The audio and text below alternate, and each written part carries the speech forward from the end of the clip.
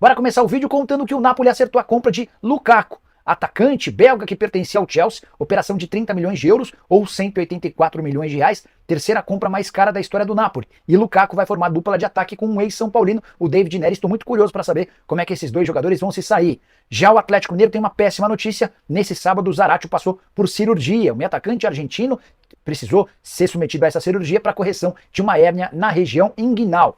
O Atlético não revelou o tempo de recuperação, mas se imagina algo entre 30 e 60 dias para que ele possa voltar a jogar. Desfalque importantíssimo no momento de decisões, tanto na Libertadores quanto na Copa do Brasil. O Galo enfrenta o Fluminense na Liberta e enfrenta o São Paulo na Copa do Brasil. O Zaratio vai vir a desfalque nesse sábado contra o Fluminense e segue assim por pelo menos 30 dias. Só para completar, é importante contar que o Zaratio tem vivido uma série de problemas, alguns deles ligados a essa hérnia. O departamento médico do Atlético descobriu que a questão que envolvia um problema crônico no pubis tem relação com essa hérnia e a expectativa de que ele possa terminar a temporada sem mais dores. Jogador cujo contrato se encerra no final do ano que vem e o Atlético precisa até de forma desesperada acertar a renovação do contrato para não perdê-lo de graça. Atual temporada de 28 jogos, 4 gols e 1 assistência, o Atlético jogou 45 vezes e não teve o Zaratio em pouco menos da metade dessas partidas. Quero falar agora sobre o Grêmio, que superou com folga a meta estabelecida para vendas de atletas nessa temporada. Todo clube de futebol no Brasil faz uma projeção de quanto vai arrecadar e de quanto vai gastar. O Grêmio havia estabelecido como objetivo alcançar 90 milhões de reais com transferências de atletas. E a saída do Gustavo Nunes, que vai ser jogador do Brentford, já eleva o Grêmio para 120 milhões de reais. São 30 milhões a mais, que permitem ao tricolor ser um pouquinho mais ousado nos investimentos. Só para contar que o Gustavinho vai render 74 milhões de reais. Mas alguns dias atrás o Carvalho foi emprestado para o New York Red Bulls por 2 milhões e meio de reais. O Everton Galdino havia garantido 6 milhões de reais. Na primeira janela, o Grêmio já havia negociado o Ferreira, o Campas, o Guilherme, o Bruno Vini e o Cuiabano. E todos esses negócios asseguraram 30 milhões de reais. Só para completar, Gabriel Mack, só 16 anos de idade, a grande estrela da base do Grêmio, está vendido para o Chelsea, mas ele vai ser entregue apenas quando completar 18 anos de idade, ou seja, mais 2 temporadas com a camisa do tricolor gaúcho. Atleta que ainda não foi promovido ao time de cima, 8 milhões de euros fixos, o negócio pode alcançar até 24 milhões de euros, desde que uma série de metas estabelecidas no contrato sejam cumpridas, enquanto ele veste a camisa do Grêmio e também a camisa do Chelsea.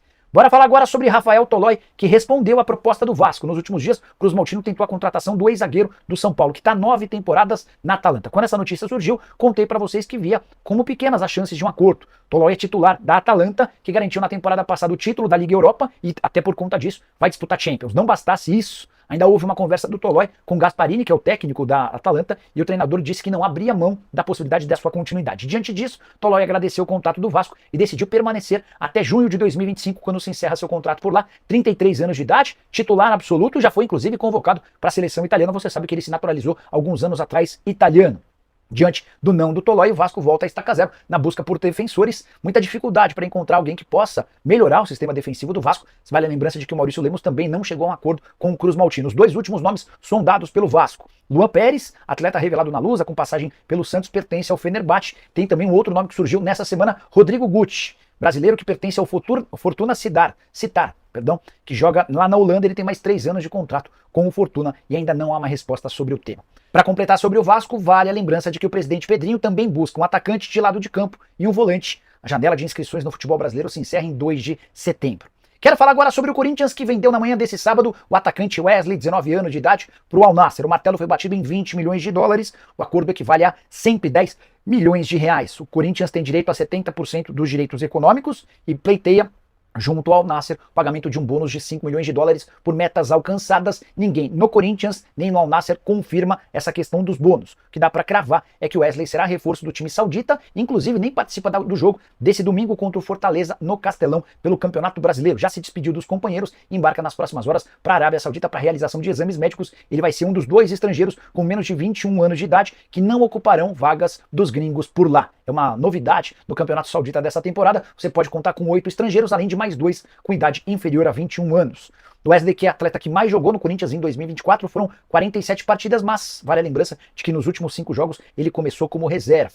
Agora, sem o Wesley, certamente o Corinthians vai buscar no mercado até 2 de setembro mais um atacante de lado de campo. Existe essa necessidade no curto elenco de Ramon Dias. Só para completar sobre o treinador argentino, que vai poder escalar Thales Magno e Yuri Alberto como jogadores de frente, como uma dupla de ataque por confronto contra o Fortaleza. Primeira vez que os dois estarão à disposição juntos. Queria saber a sua opinião. Wesley foi bem vendido, foi mal vendido? Que tipo de negócio você imaginava pro Corinthians em relação ao atacante? Bora falar agora sobre Alexandro. Vinha contando para vocês nos últimos dias que o Flamengo era o favorito para contratar o lateral esquerdo ex-Juventus, certo? Pois na manhã desse sábado o martelo foi batido. Antes de gravar esse vídeo, conversei com uma pessoa da família do Alexandro e essa pessoa afirmou que já há um acordo fechado. O Alexandro será jogador do Flamengo até dezembro de 2026 e se no último ano de contrato disputar pelo menos 50% dos jogos, terá esse vínculo prorrogado até 2027. Atleta ex-seleção brasileira que defendia a Juventus nas últimas 9 temporadas e estava livre no mercado desde 30 de junho. Até por isso, ele chega sem custos. Rubro-negro vai gastar algo entre 1 milhão e 300 mil reais por mês de salário, direitos de imagem e também luvas. São Paulo, que era o grande favorito para contratá-lo em outros tempos, nunca chegou perto dessa proposta. A melhor oferta que o São Paulo fez foi de 600 mil reais mensais.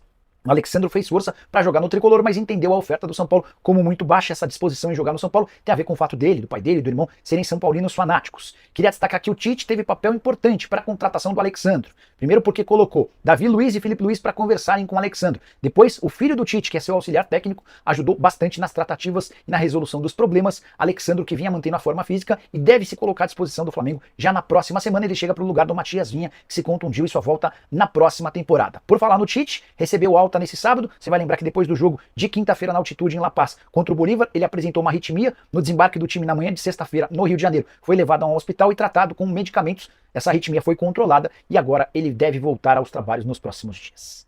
Bora falar agora sobre o São Paulo, que perdeu o Alexandre e pode ficar também sem Mário Rui. Formação exclusiva, o Sporting de Portugal é o mais novo interessado na contratação do lateral esquerdo, português de 33 anos de idade, que acerta os últimos detalhes da sua rescisão do contrato com o Napoli, só para você entender. O São Paulo meio que desistiu da contratação do Alexandre por entender que o Mário Rui entregaria melhores condições na comparação com o ex-jogador da Juventus. O São Paulo só não contava com essa investida do Sporting. E eu posso assegurar para vocês que as tratativas entre Sporting e Mário Rui estão sendo tocadas pelo Theo, que é empresário de futebol e também tem um time em Portugal, trata-se do Portimonense. Inclusive, uma curiosidade, esse Theo é sócio do Alexandre. O Alexandre tem um pequeno percentual do time lá de Portimão. A maior parte das ações pertencem ao Theo, que negocia a ida do Mário Rui para o Sporting. Assim que tiver qualquer novidade sobre como é que estão as tratativas do São Paulo e do Sporting, trago para vocês. O que eu posso assegurar é que existe otimismo na capital portuguesa, em Lisboa, para a aquisição do Mário Rui. Atleta que foi revelado no próprio Sporting, ele chegou para o Sub-13 e saiu 6 anos depois, antes de se profissionalizar. Passou pela Espanha, voltou para Portugal para jogar no Benfica e está na Itália desde 2011. A ida a Portugal permitiria que ele estivesse mais perto da família. Se ele viesse ao Brasil, certamente bem mais distante. Você, o que pensa sobre mais essa novidade ruim a respeito de reforços do tricolor? Já usa espaço para comentário e deixa a sua opinião. Só uma última observação. Alexandro queria muito jogar no São Paulo. Chegou a comprar 2 apartamentos na capital paulista. Um para que ele pudesse morar com a esposa e com os filhos e outro para os familiares mais próximos que moram em Catanduva. Mas, como o tricolor nunca se aproximou das cifras pedidas pelo Alexandro, algo na casa de R$1 milhão mensais, o Alexandro acabou optando pelo Flamengo, onde vai ganhar bem mais do que ele havia pedido ao São Paulo. Esquece de usar o espaço para comentários para deixar sua opinião. Também deixa seu like, se inscreve no canal, a gente se encontra. Tchau!